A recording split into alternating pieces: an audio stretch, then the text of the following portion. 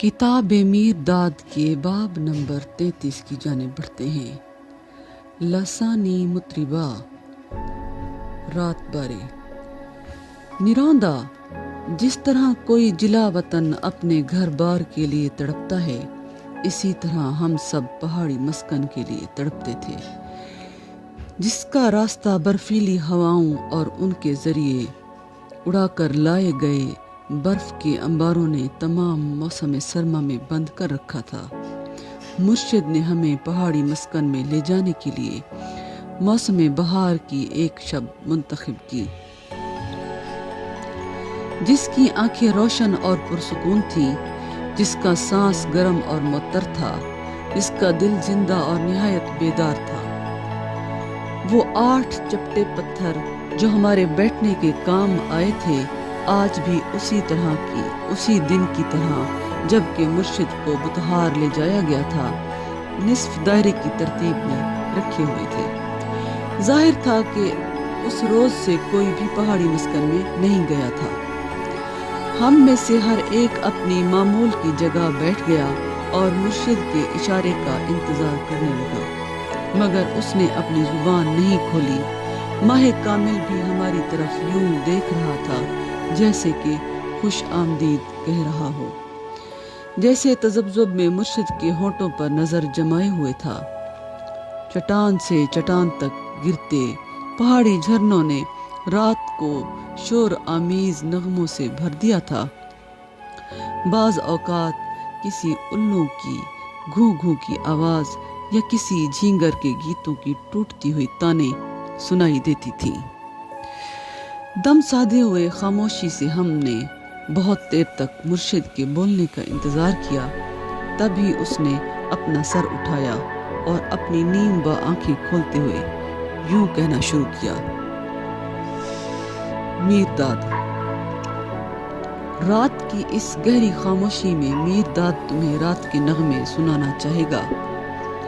رات کی سنگیت منڈلی کو غور سے سنو، کیونکہ رات ہی در حقیقت ایک لاسانی مطربہ ہے۔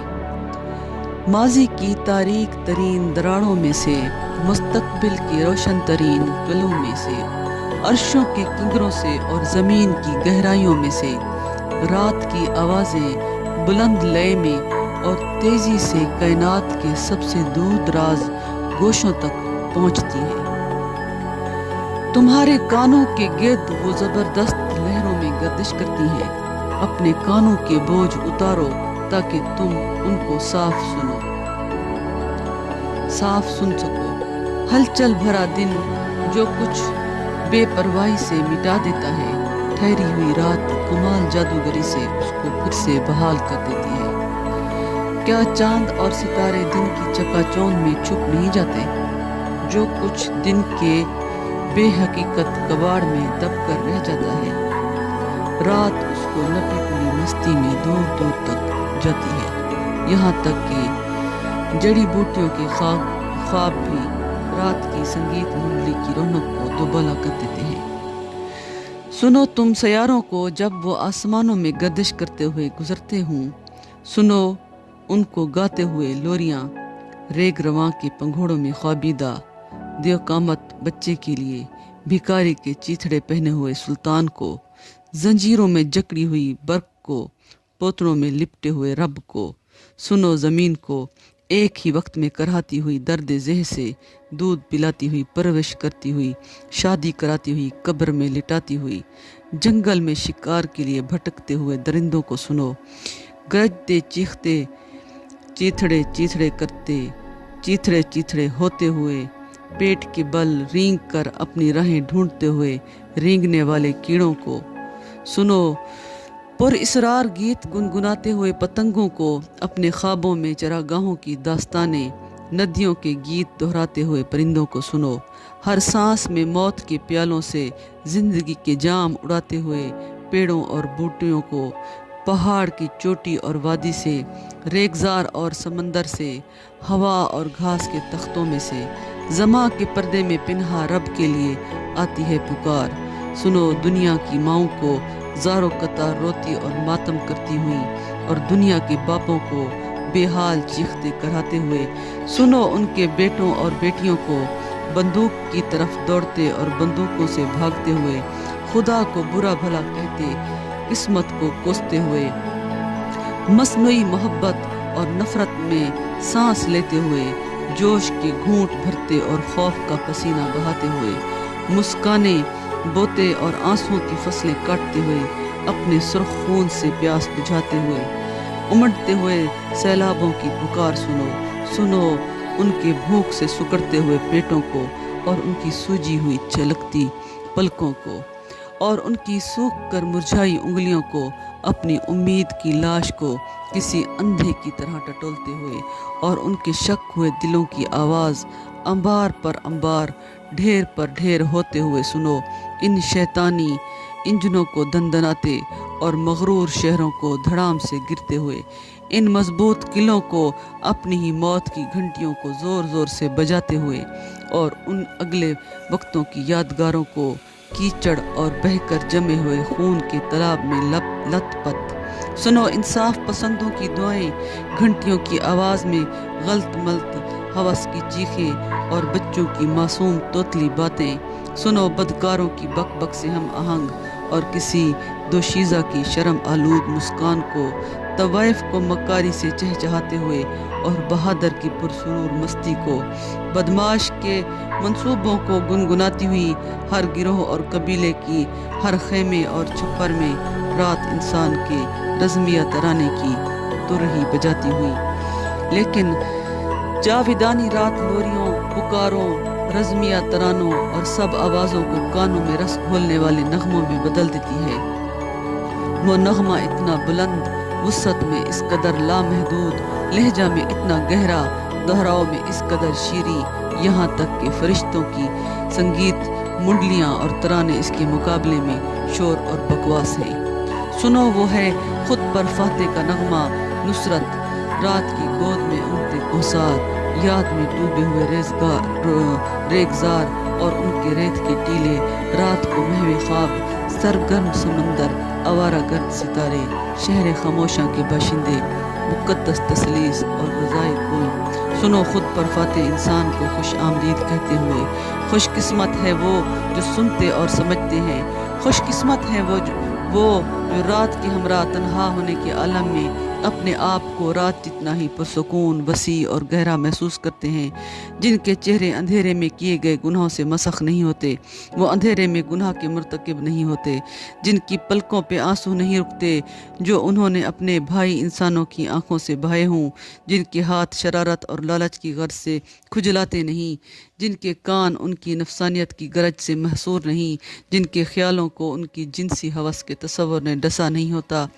जिनके दिल हर तरह की फ़िक्रों के छत्ते नहीं हैं, जो वक्त के हर कोने से लामहदूद गिरोह की शक्ल में आ गए हों, जिनके खौफ उनके दिमागों में बिलें खोद कर बैठे हुए नहीं हैं, जो रात में दलेरी से कह सकते हैं हमें दिन को दिखलाओ, और दिन को कह सकते हैं हमें रात को दिखलाओ। हाँ, से पहलू खुशकिस्मत हैं वो लोग जो रात की हमरा तन्हा हूँ तो ख़ुद को रात की तरह निहायत खुश उसलूबी से हम आहंग और पुरसुकून और लामहदूद महसूस करते हैं। रात उनके लिए ही खुद पर फाते होने का नगमा गाती है। अगर तुम दिन की तोहमत का सामना सरबुलंदी और यकीन से रोशन आंखों से करना चाहते हो तो फ़ौरन रात की रफ़ाकत हासिल करने की कोशिश करो। रात के साथ दोस्ती करो, अपने दिलों को अपने ही खून के जौहर से धो डालो और उनको रात के दिल में रख दो। अपनी नंगी आरज़ुएं उसके सीने के हवाले कर दो और मुक़द्दस इरफान के ज़रिए निजात की ख्वाहिश इलावा बाकी सब आरज़ुएं उसके कदमों पर निसार कर दो। फिर दिन की कमान से छूटा हुआ कोई तीर तुम्हें ज़ख्म नहीं दे सकेगा और रात ज़माने के आगे तुम्हारे हक़ में शहादत देगी कि दर हकीकत तुम ही खुद पर फातिमा इंसान हो। ख्वाह झुलसते हुए दिन को तुम इधर उधर उछालते हो, सितारों से खाली रातें तुम्हें अपनी उदासी में लपेट लें और तुम्हें दुनिया के चौराहे पर पटक दिया जाए और रहनुमाई के लिए कोई नक्शे कदम या निशान दिखाई न पड़ता हो, फिर भी तुम किसी आदमी या हालत से खौफजदा नहीं होगे और तुम्हारे दिल में वहम की परछाई तक नहीं होगी।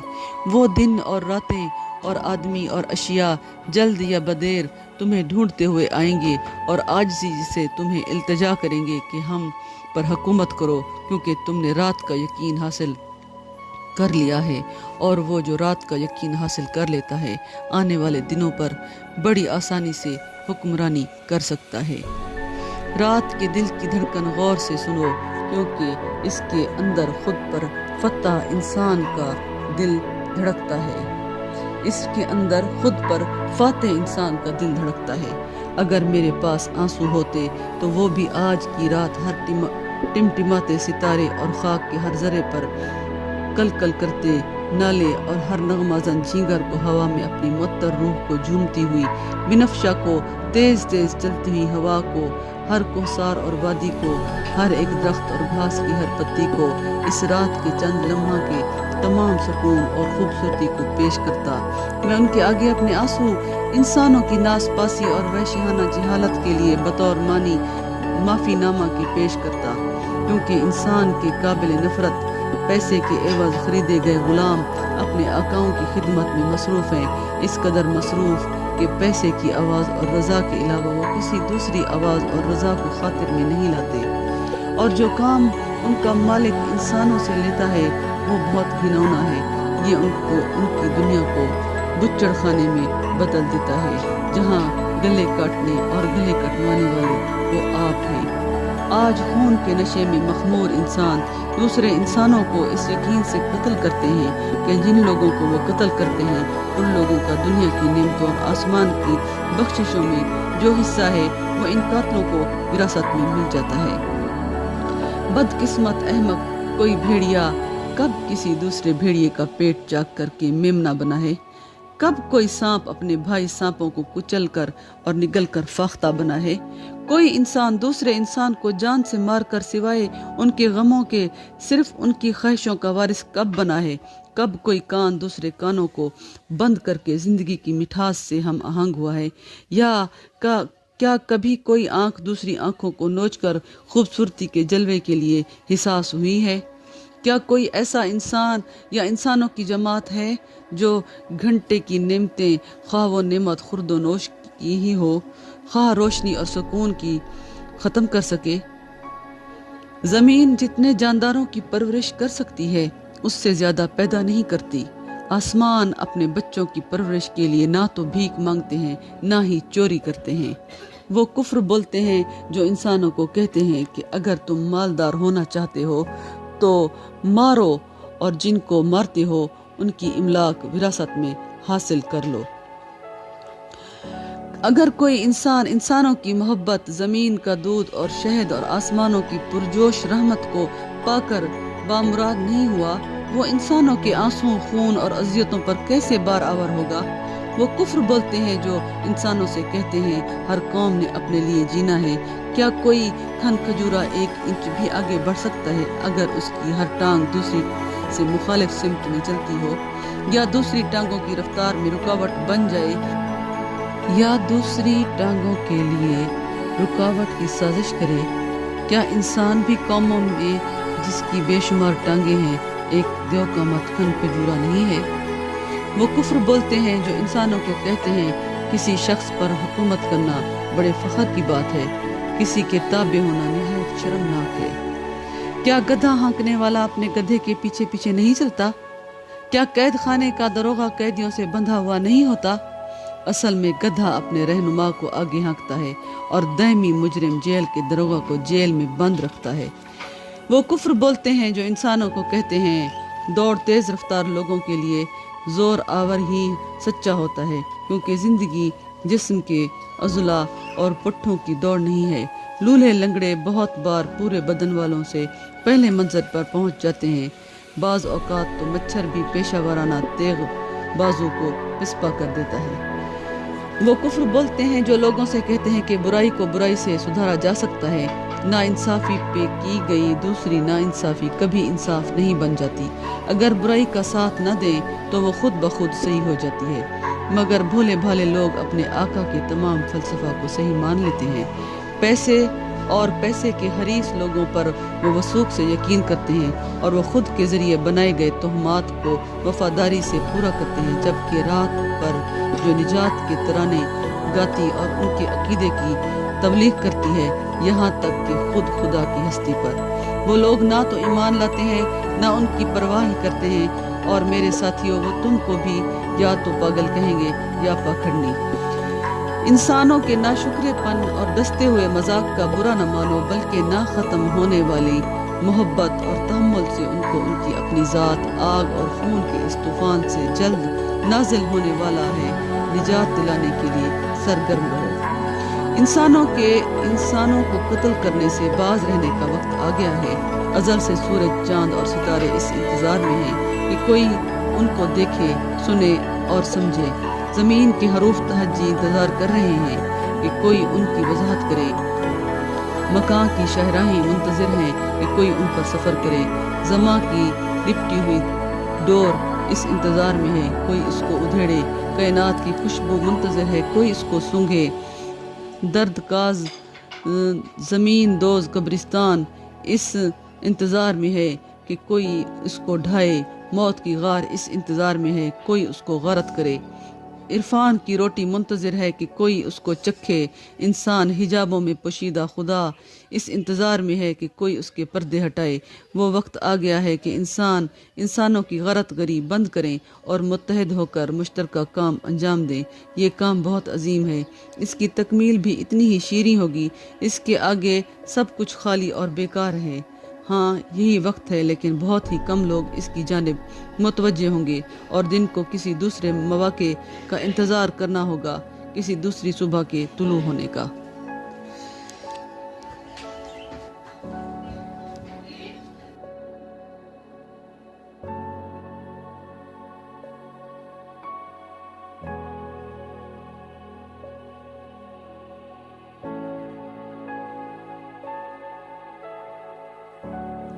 آئیے کتاب میر داد کے باب نمبر 34 کی جانب بڑھتے ہیں۔ ماں بیضہ باری۔ میر داد۔ اس رات کی خاموشی میں میر داد کی یہ آرزو ہے کہ تم ماں بیضہ کے متعلق غور و فکر کرو۔ مکان اور اس میں موجود سب کچھ ایک بیضہ ہے۔ زماں جس کا چھلکا وہی ماں بیضہ ہے۔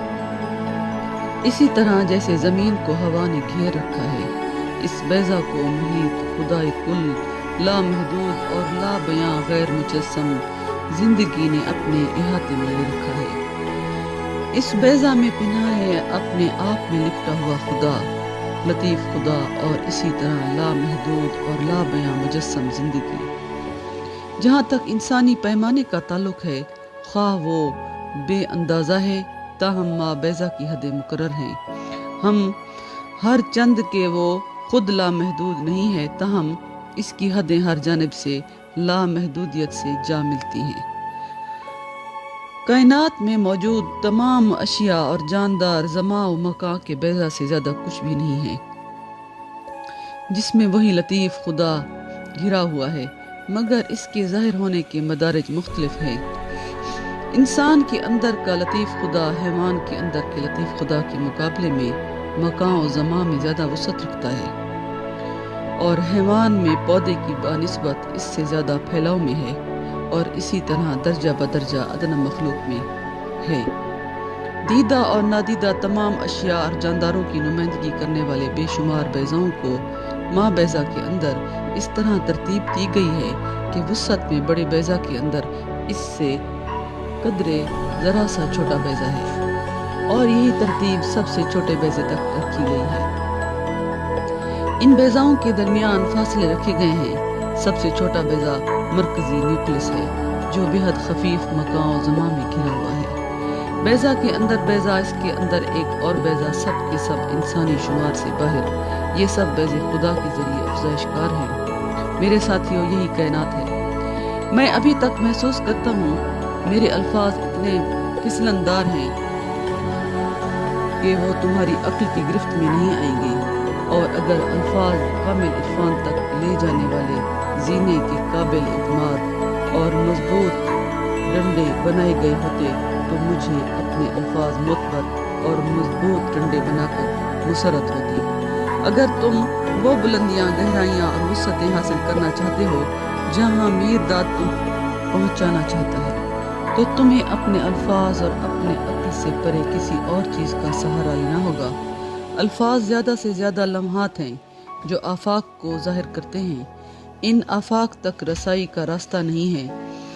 اب تو یہ افق قطعی نہیں ہے، اس لیے جب میں تم سے ماں بیضا اور دوسرے بیضاؤں اور خدائے کل اور لطیف خدا کی بات کرتا ہوں تو تم میرے الفاظ سے نہ چپکو بلکہ نور کا سہارا لو، اور تم دیکھو گے کہ میرے الفاظ تمہاری ڈاواڈول سمجھ کے لیے مضبوط پنکھ بن گئے ہیں۔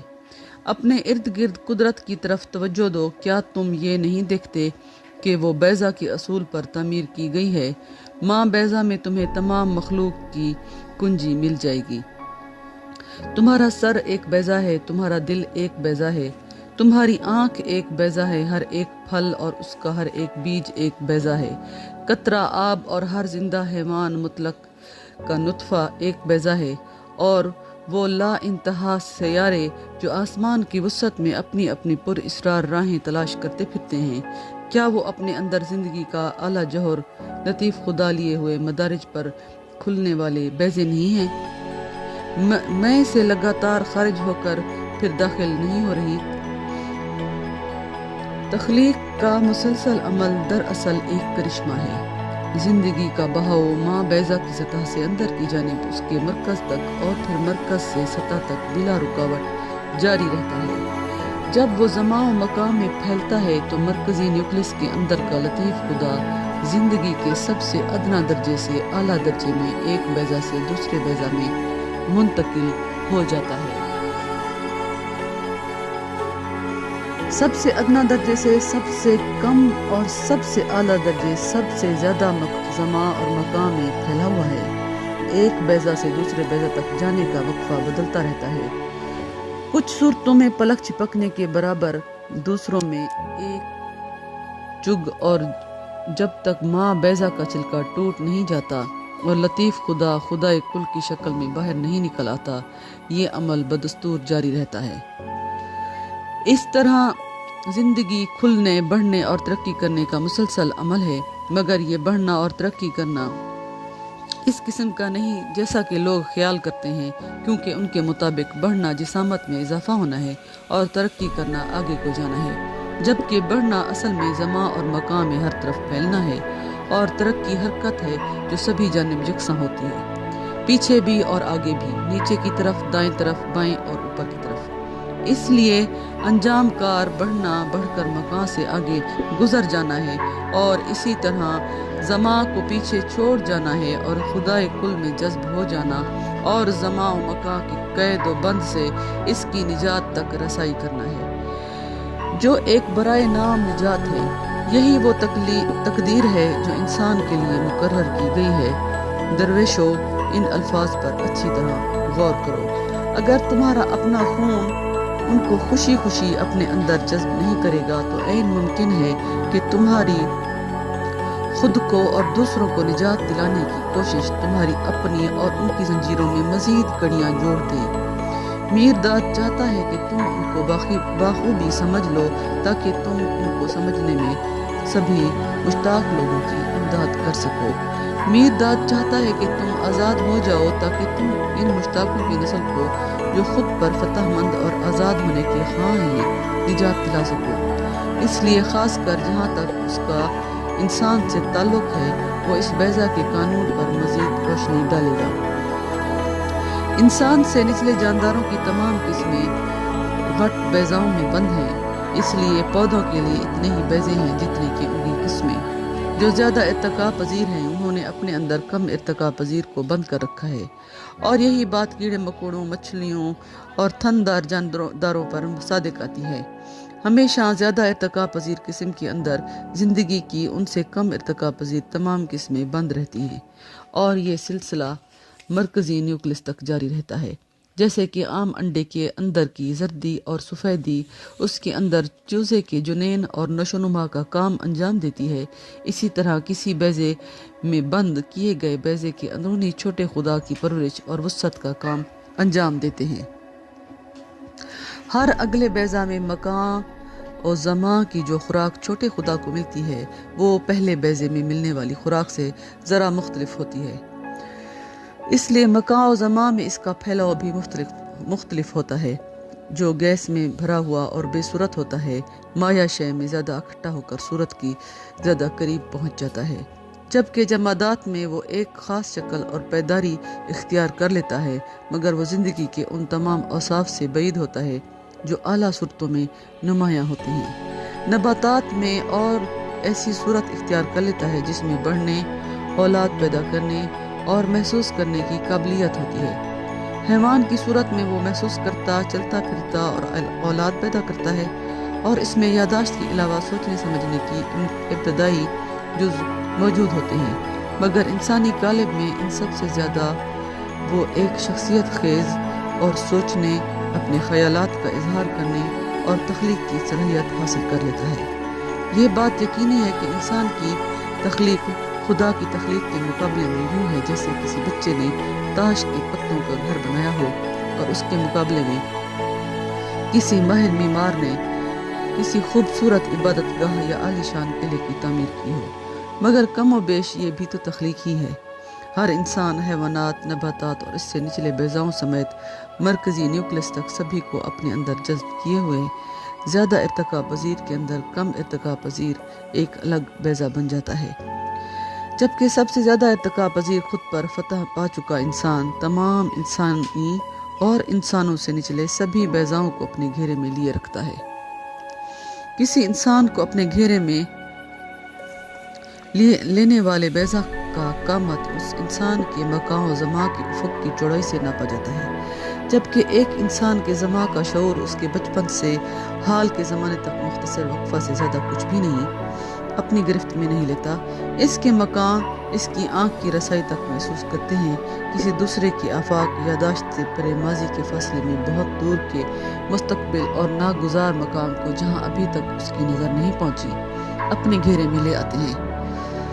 سب انسانوں کو اپنے بیضہ میں سے رونما ہونے کے لیے ایک سی خوراک ملتی ہے، مگر ان کے کھانے اور ہضم کرنے کا ظرف ایک سا نہیں ہوتا، کیونکہ وہ ایک ہی مقام پر ایک ہی وقت میں ایک ہی بیضہ میں سے نکلے نہیں ہوتے، اس لیے ان کا زمان و مقام میں پھیلاؤ الگ الگ ہوتا ہے۔ تاہم کوئی دو انسان ایسے نہیں مل سکتے جو ایک دوسرے سے ہو بہو مشابہ ہوں۔ ایک ہی دسترخوان سے جو نہایت بھرپور اور بے اندازہ صورت میں سب کے سامنے بچھا ہوا ہے، ان میں سے ایک سونے کی پاکیزگی اور خوبصورتی سے چکھتا ہے اور شکم سیر ہو جاتا ہے، جبکہ دوسرا سونے کو ہی کھا جاتا ہے مگر ہمیشہ بھوکا رہتا ہے۔ کوئی شکاری ایک خوبصورت ہرن کو دیکھتا ہے تو اس کا دل مچل اٹھتا ہے کہ اس کا شکار کروں اور اس کو پکا کر کھا جاؤں۔ اسی طرح ہرن پر ایک شاعر کی نگاہ پڑتی ہے تو اس کے تصور کو پنکھ لگ جاتے ہیں اور وہ ایسے مقام زمان میں پہنچ جاتا ہے جس کا شکاری کو کبھی خواب و خیال بھی نہیں ہوگا۔ میکایون شمادن کے ساتھ ایک ہی کشتی میں رہتے ہوئے آخری آزادی اور مکان و زمان کے قید و بند سے نجات کی بلندی کا خواب دیکھتا ہے، جبکہ شمادم ہمیشہ اپنے آپ کو مکان و زمان کی اور بھی زیادہ لمبی مضبوط آہنی رسیوں سے جکڑنے میں مصروف رہتا ہے۔ سچائی یہ ہے کہ میکایون اور شمادم خواہ آپس میں ان کی کوہنی سے کوہنی ٹکراتی ہے، ایک ہیں، مگر میکایون نے شمادم کو اپنے اندر سمو رکھا ہے مگر شمادم نے میکایون کو نہیں۔ اس لیے میکایون شمادم کو سمجھ سکتا ہے مگر شمادم میکایون کو نہیں سمجھ سکتا۔ خود پر فاتح شخص کی زندگی اس کے ارد گرد کے ہر شخص کی زندگی کو ہر طرف سے متاثر کرتی ہے، کیونکہ اس کی زندگی سب اشخاص کی زندگیوں کو اپنے اندر سموئے ہوئے ہے، جبکہ خود پر فتح مند کی زندگی کسی بھی شخص کی زندگی کسی بھی طرف سے نہیں چھوتی۔ نہایت سادہ لوح انسان کو خود پر فتح مند شخص تمام اشخاص میں سب سے زیادہ سادہ لوح معلوم ہوتا ہے۔ ایک بہتر ارتقا پذیر کو وہ زیادہ بہتر ارتقا پذیر دکھائی دیتا ہے، مگر اس کے ہمیشہ ہی کچھ ایسے پہلو ہوتے ہیں جن کو خود پر فتح مند سے کم نہ تو کوئی شخص محسوس کر سکتا ہے اور نہ ہی سمجھ سکتا ہے۔ یہی اس کی گوشہ نشینی کا سبب ہے اور اس کے یوں محسوس ہونے کرنے کا کہ خواہ میں اس دنیا میں ہوں میں اس دنیا کا نہیں ہوں۔ یہی سبب ہے چھوٹا خدا مقید نہیں رہ سکتا، وہ ہمیشہ زمان و مکان کی قید سے رہائی پانے کے لیے سرگرم رہتا ہے۔ ایسا کرتے ہوئے وہ انسانی فہم سے بہت بلند فہم استعمال کرتا ہے۔ نچلے درجے کے جانداروں میں ایسی سمجھ کے لوگ قدرتی ترغیب کہتے ہیں۔ یہ عام لوگوں میں ہو تو اس کو منطق کہا جاتا ہے۔ یہ بلند ترین انسانوں میں ہو اس کو خدائی دانش کا نام دیا جاتا ہے۔ یہ وہ سب کچھ ہے اور اس سے بھی زیادہ بہت کچھ ہے۔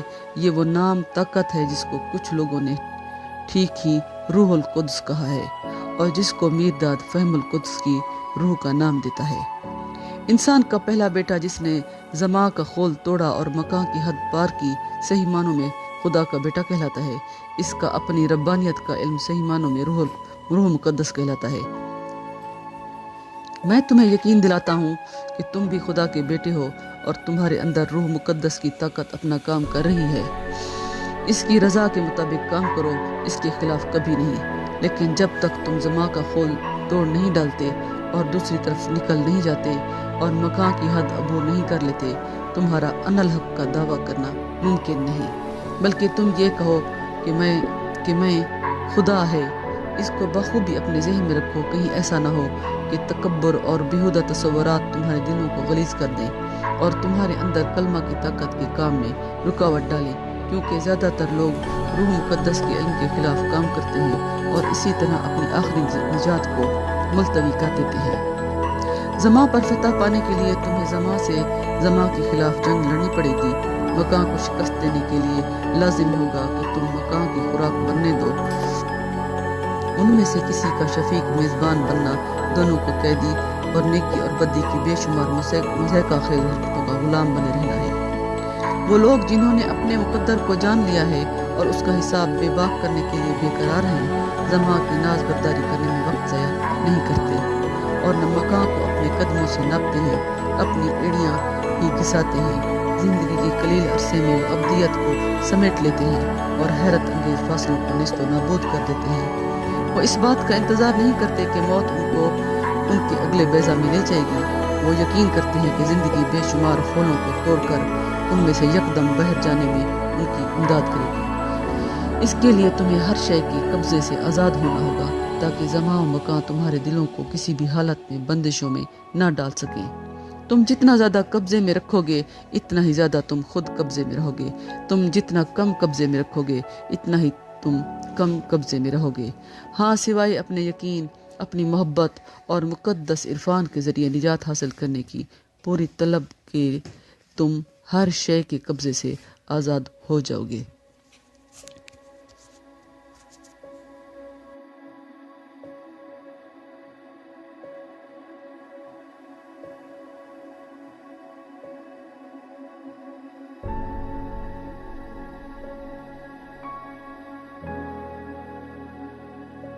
دا بک آف میرداد۔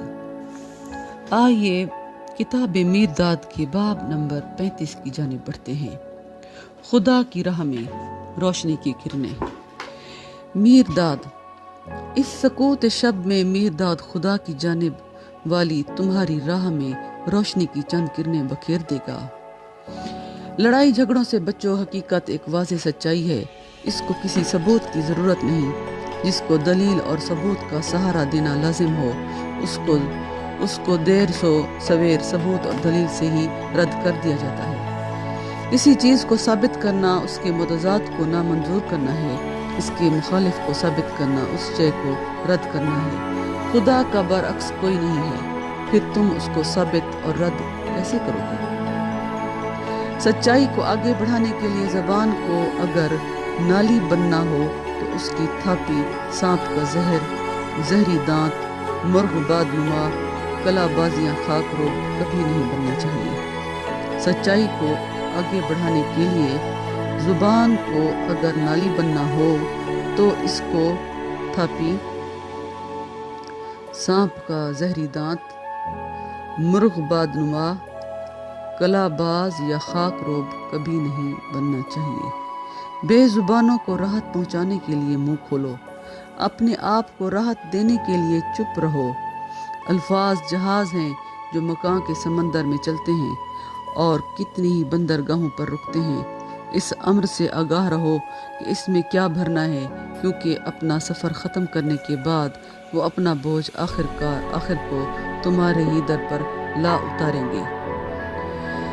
جھاڑو جو کچھ گھر کے لیے کرتا ہے، اپنے آپ کی کھوج کرنے والا وہی کچھ اپنے دل کے لیے کرتا ہے۔ اپنے دل میں خوب جھاڑو لگاؤ۔ جس دل میں اچھی طرح جھاڑو لگایا گیا ہو وہ ایسا قلعہ ہے جو حملے سے محفوظ ہے۔ جس طرح تم لوگوں اور اشیاء کو اپنی خوراک بناتے ہو، اسی طرح وہ تمہیں اپنی خوراک بناتی ہیں۔ اگر تم چاہتے ہو کہ تمہیں زہر نہ چڑھے تو دوسروں کے لیے صحت بخش خوراک بنو۔ اگر اگلے قدم کے بارے میں بے یقینی ہو تو بے حس و حرکت کھڑے رہو۔ جس کو تم ناپسند کرتے ہو وہ تم کو ناپسند کرتا ہے۔ اس کو پسند کرو اور اس کو اپنی منمانی کرنے دو، اسی طرح تمہارے راستے کی رکاوٹ دور ہو جائے گی۔ سب سے زیادہ ناقابل برداشت وبال جاں کسی چیز کو تکلیف دہ خیال کرنا ہے۔ اپنے لیے انتخاب کرو، یا کہ ہر چیز کا مالک بننا ہے یا کسی کا بھی نہیں۔ کوئی درمیانہ راستہ اپنا ناممکن نہیں ہے۔ ہر سنگ راہ ایک تنبیہ ہے، تنبیہ کو بغور پڑھو تو سنگ راہ روشنی کا مینار بن جائے گا۔ سیدھا ٹیڑھے میڑھے کا ساتھی ہے، اور ایک چھوٹا کیا گیا اور دوسرا چکردار راستہ ہے۔ چکردار راستے کے لیے صبر و تحمل سے کام لو۔ جب یقین کا سہارا ہو تو تحمل روحانی صحت ہے، جب یقین کا ساتھ نہ ہو تو وہ فالج بن جاتا ہے۔ ہونا، محسوس کرنا، سوچنا اور تصور کرنا، جاننا۔ دیکھو، انسانی زندگی کے چکر میں ہم منزلیں اسی ترتیب سے آتی ہیں، اہم منزلیں اسی ترتیب سے آتی ہیں۔ تعریف کرنے اور تعریف سننے سے خبردار رہو، اس وقت بھی جب کہ یہ نہایت مخلصانہ اور برحق ہو۔ جہاں تک خوشامد کا تعلق ہے، اس کی چال باز قسموں کے تئیں گنگے اور بہرے بن جاؤ۔ جب تک تمہیں دینے کا احساس رہتا ہے، جو کچھ تم دیتے ہو قرض لیتے ہو۔ سچ تو یہ ہے کہ تم کوئی ایسی چیز جو تمہاری اپنی ہے دے ہی نہیں سکتے۔ تم لوگوں کو وہی کچھ دیتے ہو جو تم نے اپنے پاس بطور امانت رکھا ہوتا ہے۔ جو چیز تمہاری اپنی ہے اور صرف تمہاری، تم چاہتے ہوئے بھی اسے نہیں دے سکتے۔ اپنا توازن بنائے رکھو، تم انسانوں کے لیے خود کو ناپنے کا معیار اور تولنے کا ترازو بن جاؤ گے۔ نہ کوئی مفلسی ہے نہ امیری، فقط چیزوں کے استعمال کا سلیقہ چاہیے۔ اصل میں مفلس وہ ہے جو اپنے پاس موجود چیز کا غلط استعمال کرتا ہے۔ اصل میں امیر وہ ہے جو اس چیزوں کا جتنی کچھ اس کے پاس ہے صحیح استعمال کرتا ہے۔ پھپھوندی ہوئی روٹی کی پپڑی ایسی دولت ہو سکتی ہے جس کی قیمت کا اندازہ نہ لگایا جا سکے۔ سونے سے بھرا تہ خانہ بھی ایسی ناداری ہو سکتی ہے جو راحت نہ دے سکے۔ جہاں بہت سے راستے ایک نقطہ پر جا ملتے ہوں، تذبذب میں مت پڑو کون سا راستہ اختیار کرنا ہے۔ خدا کے متلاشی دل کے لیے تمام راستے خدا تک جاتے ہیں۔ زندگی کی تمام صورتوں کا احترام کرو۔ سب سے کم اہم صورت میں سب سے اہم صورت کی کنجی چھپی ہوتی ہے۔ زندگی کی تمام صورتوں کا احترام کرو۔ سب سے کم اہم صورت میں سب سے اہم صورت کی کنجی چھپی ہوتی ہے۔ زندگی کے سبھی کام اہم ہیں، ہاں، نادر، فضل اور بے مثل۔ زندگی حقیر چیزوں میں اپنے آپ کو نہیں الجھاتی۔ قدرت کے کارخانے میں سے کوئی چیز تبھی باہر آتی ہے اگر وہ قدرت کی محبت آمیز نگرانی اور نہایت محنت شمار ہنر کے قابل ہوتی ہے۔ کیا وہ کم از کم تمہارے احترام کے قابل نہیں ہونی چاہیے؟ اگر مچھر اور چیونٹیاں عزت کے قابل ہوں تو تمہارے بھائی انسان کس قدر زیادہ عزت کے مستحق ہوں گے۔ کسی بھی انسان سے نفرت نہ کرو۔ کسی ایک انسان سے نفرت کرنے سے بہتر یہ ہے کہ ہر انسان تم کو نفرت کرے، کیونکہ کسی انسان سے نفرت کرنا اس کے اندر کے لطیف خدا سے نفرت کرنا ہے، اور کسی انسان کے اندر کے لطیف خدا سے نفرت کرنا اس خدا سے اپنے اندر نفرت کرنا ہے۔ وہ بندہ جو اس کو بندرگاہ پر لے جانے والے واحد کپتان سے نفرت کرتا ہو، اپنی بندرگاہ پر کیسے پہنچے گا؟ یہ دیکھنے کے لیے کہ نیچے کیا ہے اوپر دیکھو، یہ جاننے کے لیے کہ اوپر کیا ہے نیچے دیکھو۔ تم جتنا اوپر چڑھتے ہو اتنا ہی نیچے اترو، ورنہ تم اپنا توازن کھو بیٹھو گے۔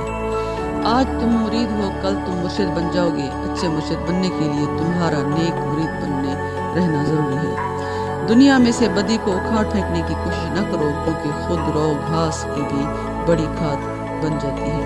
اشتیاق کا غلط استعمال اکثر مشتاق کو مار ڈالتا ہے۔ صرف اونچے اور شاندار درختوں ہی سے جنگل نہیں بن جاتے، کچھ جھاڑیوں اور بیلوں کی بھی اکثر ضرورت ہوتی ہے۔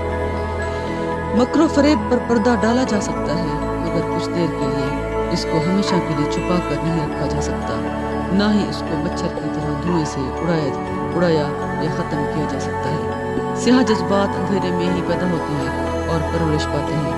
اگر تم ان کی نسل کو کم کرنا چاہتے ہو تو ان کو کھلی روشنی میں آنے دو۔ اگر تم 1000 مکاروں میں سے ایک کو بھی ایمانداری کی سیدھی راہ پر لانے میں کامیاب ہو جاؤ تو تمہاری کامیابی اصل میں عظیم کامیابی ہوگی۔ روشنی کا مینار ایک بلندی پر قائم کرو، مگر اس کو دیکھنے کے لیے لوگوں کو نہ بلاتے پھرو۔ جن کو روشنی کی ضرورت ہے ان کو روشنی میں آنے کے لیے مدعو کرنے کی ضرورت نہیں ہوتی۔ دانش نیم دانش کے لیے بار گراں ہے، جس طرح بے وقوف کے لیے ایک بوجھ۔ نیم دانش مند کا اپنا بوجھ اٹھانے میں اس کی امداد کرو اور بے وقوف کو اکیلا چھوڑ دو۔ نیم دانش اس کو تم سے اچھی تعلیم دے سکتا ہے۔ کئی بار تمہیں اپنا راستہ دشوار، اندھیرا اور تنہا محسوس ہوگا۔ قوت ارادی سے کام لو اور آگے بڑھتے جاؤ، تمہیں ہر موڑ پر کوئی نیا ہمسفر مل جائے گا۔ نقش قدم سے خالی مقام میں ایسا کوئی راستہ نہیں جو اچھوتا ہو۔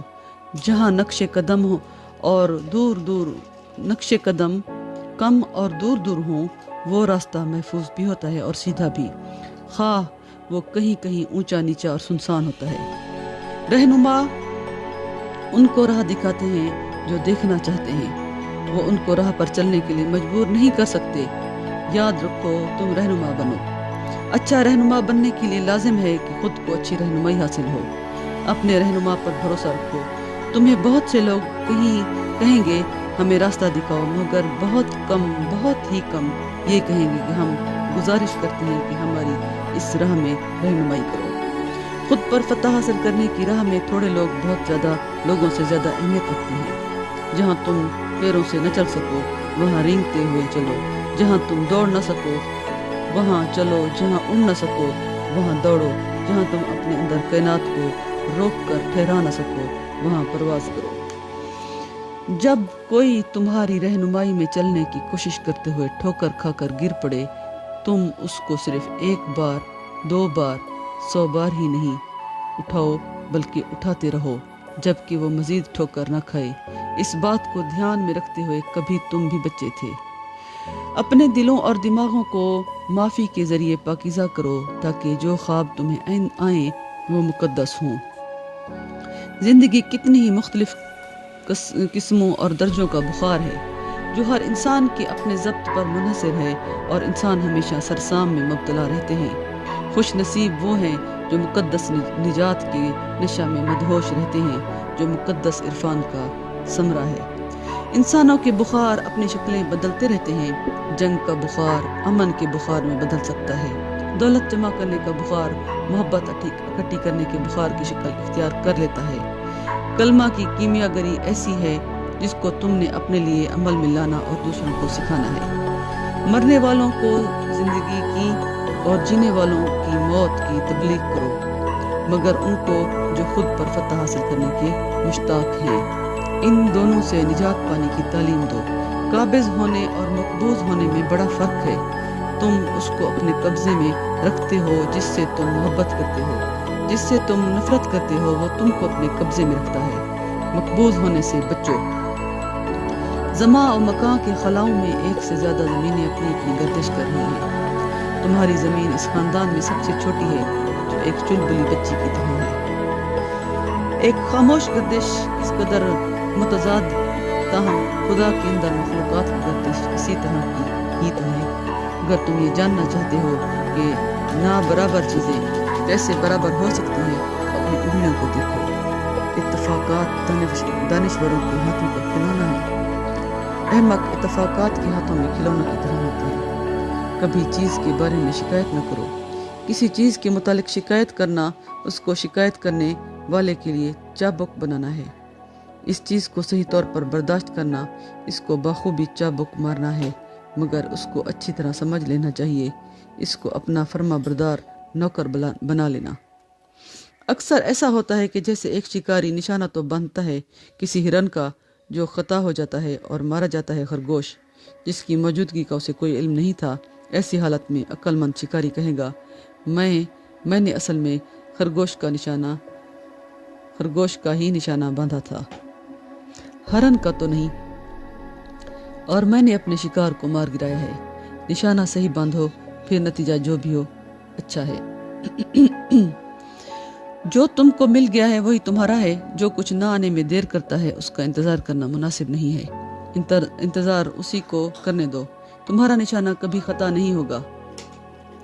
اگر وہ جس کو تم نشانہ بناتے ہو تمہیں نشانہ بنا لے تو خطا ہو چکا نشانہ ہمیشہ حاصل شدہ نشانہ ہوتا ہے۔ اپنے دلوں کو نا امیدی سے بے بہرا کر لو۔ نا امیدی وہ چیل ہے جس کو نامستقل مزاج وجود میں لاتے ہیں اور پھر اس کو اپنی ناکامیوں امیدوں کی لاشوں پر پالتے ہیں۔ برآئی امید بے شمار مردہ پیدا ہوئی امیدوں کا سرچشمہ بن جاتی ہے۔ اگر تم اپنے دلوں کو قبرستان میں بدلنا نہیں چاہتے تو خبردار اپنے دلوں کو امید کے نکاح میں نہ دینا۔ ہو سکتا ہے کہ کسی مچھلی کے ذریعے دیے گئے 100 انڈوں میں سے کوئی ایک ہی بچہ بننے میں کامیاب ہو، تاہم 99 ضائع نہیں جاتے۔ قدرت بڑی شاہ خرچ ہے اور اپنی فیاضی میں کوئی تفریق اور امتیاز روا نہیں رکھتی۔ تم بھی لوگوں کے دلوں اور دماغوں میں اپنے دلوں اور دماغوں کو بولنے کے معاملے میں اسی طرح بے دریغ بخشش میں کوئی تفریق و امتیاز روا نہ رکھو۔ کسی بھی کی گئی محنت کا صلہ طلب نہ کرو۔ جو اپنی محنت سے محبت کرتا ہے، محنت اس محنت کش کے لیے بھرپور افزا بن جاتی ہے۔ تخلیقی کلمہ اور مکمل توازن کو ہمیشہ یاد رکھو۔ جب تم مقدس عرفان کے ذریعے وہ توازن حاصل کر لو گے تو تم صحیح معنوں میں خود پر فتح مند بن سکو گے۔ تبھی تمہارے ہاتھ خدا کے ہاتھوں سے مل کر کام کریں گے۔ خدا کرے تمہارا باطن اس شب کی امن و سکون سے دھڑکتا رہے جب تک کہ تم اس مقدس عرفان کے امن و سکون میں غرق نہیں کر لیتے۔ یہ تعلیم میں نے نوح کو دی تھی اور یہی تعلیم میں تمہیں دیتا ہوں۔